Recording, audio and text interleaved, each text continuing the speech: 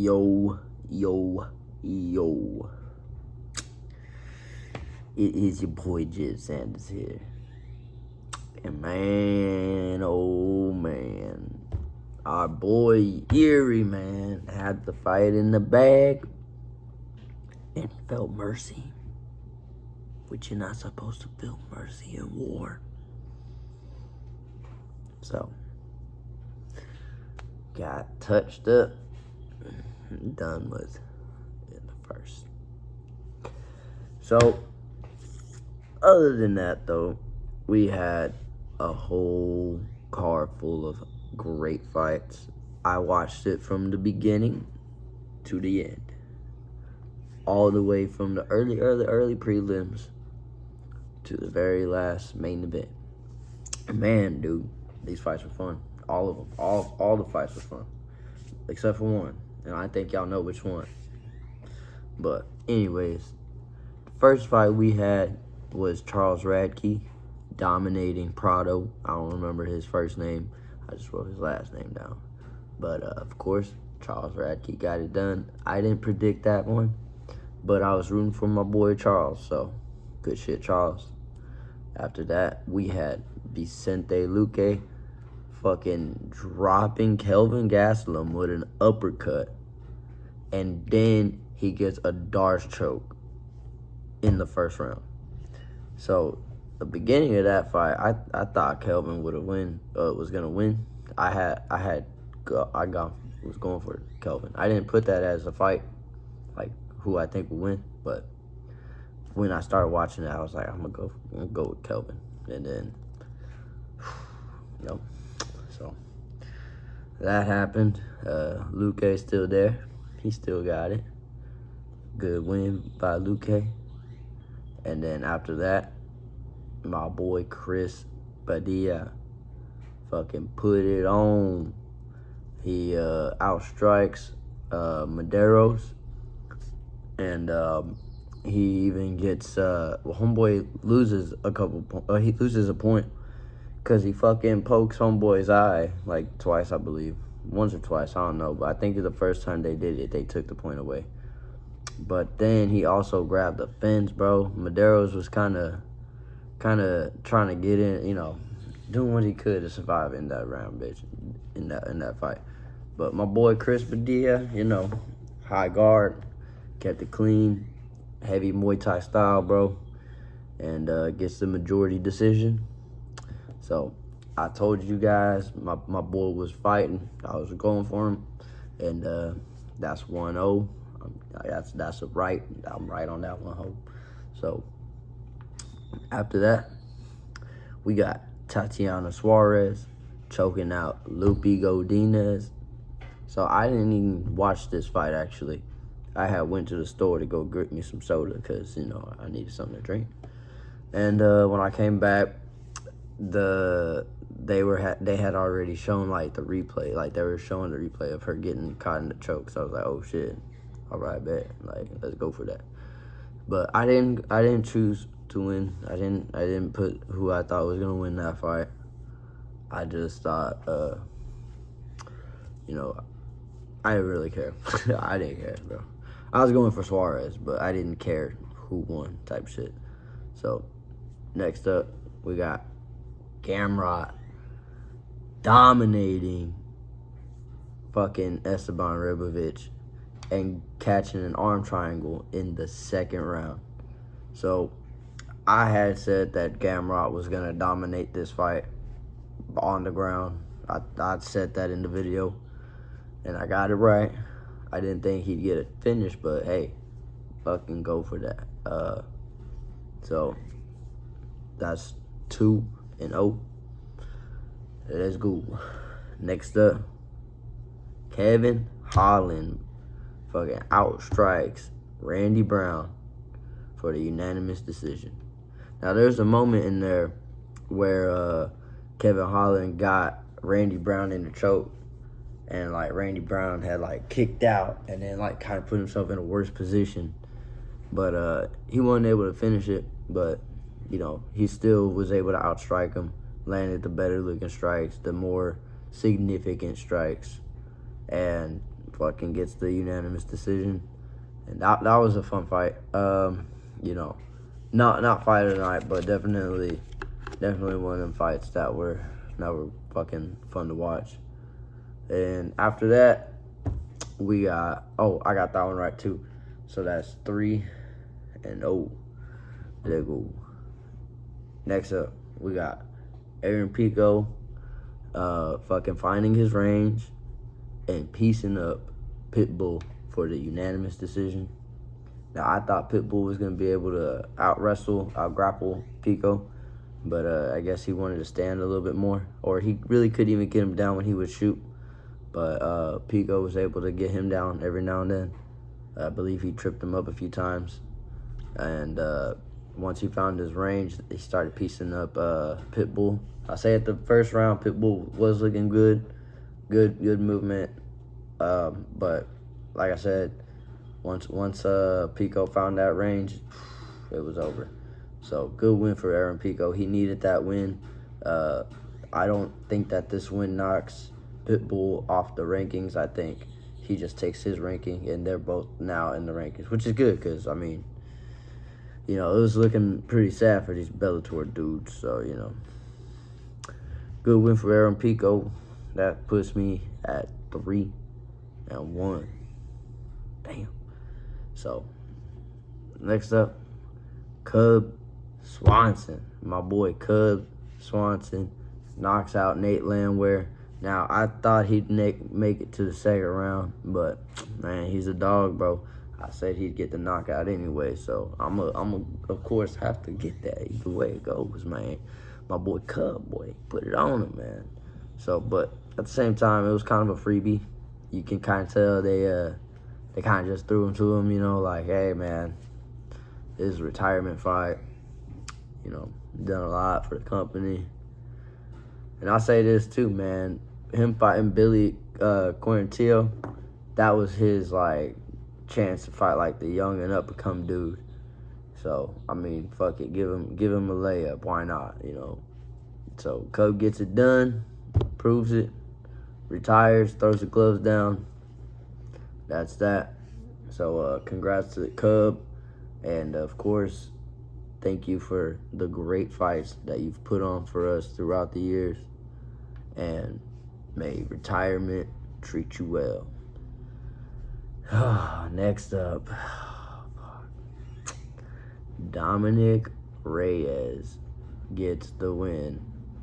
The most boring win over fucking Johnny Walker. Now, this fight, okay, look, we'll say this. If this was, like, on a fight night and, like, this was maybe, like, the first or second fight on the prelims or something, then maybe that could work as, like, a doable fight.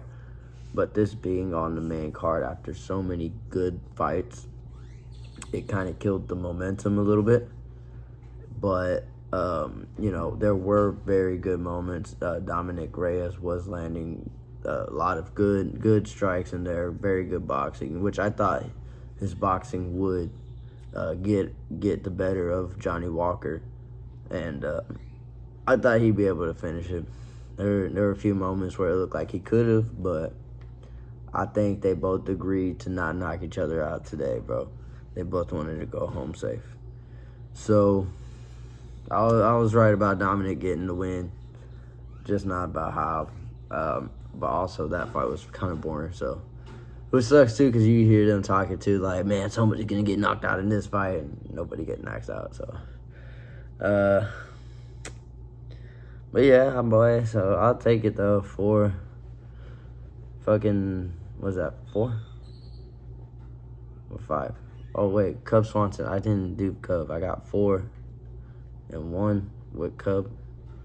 And now with Dominic Reyes, I'm 5-1.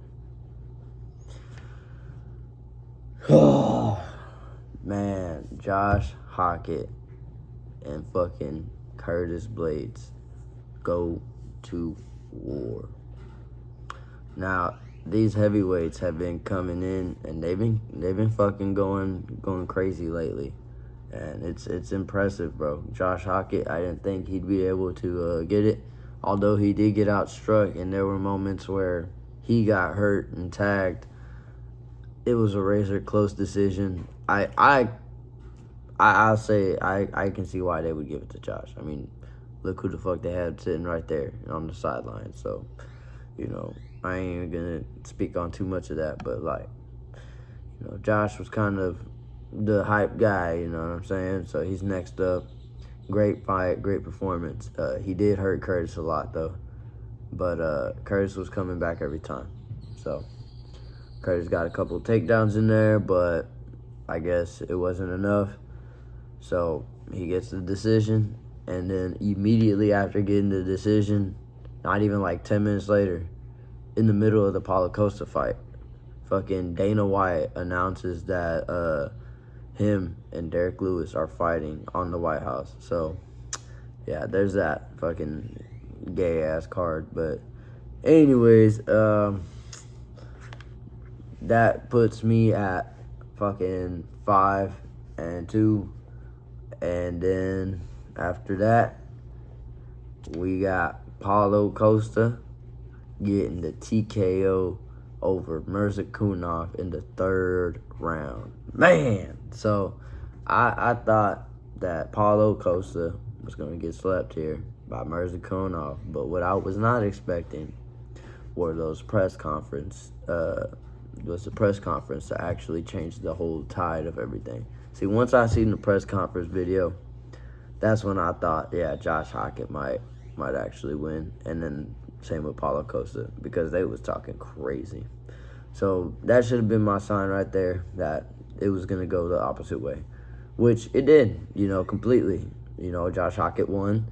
And then right here, Paulo Costa fucking knocks out Mirzakhanov, which the whole fight, Sorry about that. I got a motherfucking call in the middle of the video. But anyways, fucking Mirzakhanov gets knocked out in the 3rd round after Paulo Costa puts on a masterclass performance against him, outstriking him, landing kicks to the head, kicks to the body, just mixing it up all over him.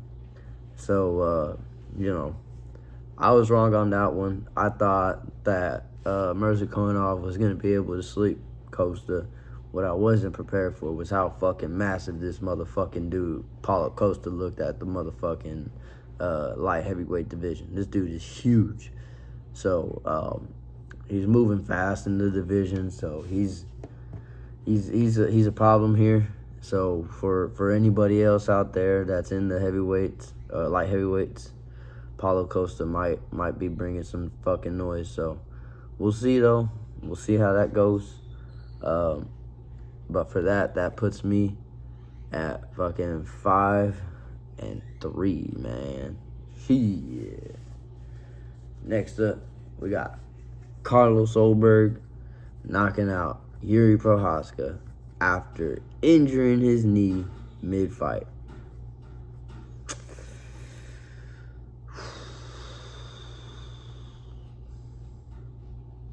Yuri, it was right there. It was right there. You just had to swing. You didn't have to give him a chance. You shouldn't have given a chance. And you blew it. Ruined it. And for what?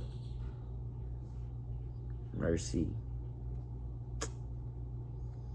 Nah, bro.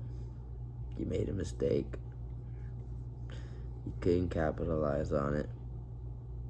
And now we're all sad because we had to watch you get swept like that.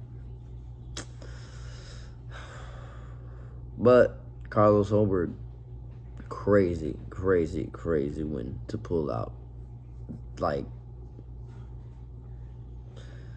this dude, Carlos Ulberg, bro, he was right there about to fucking get killed. It's like this dude was right there on his last leg, literally, and fucking Hail Mary saved his life, and he got the win, and he became the champion. the new light heavyweight champion, Carlos Ulberg. Crazy upset. Crazy turn of events. Man, who would have thought? But still, fucking props to Carlos. Perfectly timed. Slept him, and just like that, became the world champ. But because he became the world champ, it's gonna be hard to sell. It's gonna be hard to sell these fights now. I mean, don't get me wrong, Carlos Ulberg's a great fighter, but no personality, nothing that's fun about this guy. So, but again, a phenomenal fighter. Dude's got fucking power like crazy. I remember when I watched him knock out, who was it? I forgot who it was. Minifield, maybe? I don't know. I can't think of it right now, but he knocked somebody out, and I was like, this dude right here could be a champ. I thought that this would have been Yuri's moment, and then Ulberg would get another shot, but Ulberg took it clean. So, because of that, I am 5-4. Tough. But, I mean, shit, you know. Great fights. Amazing fights. Not upset at all. Other than having to watch Yuri get knocked out was very upsetting. But, yeah, what it is, man. That's part of the game, bro. You know, your favorite fighter's gonna get knocked out. Your favorite fighters might win. You just never know. But, that's it. That's all. And, you guys like and subscribe. Y'all let me know what y'all thought about this fight card. And, yeah. Peace.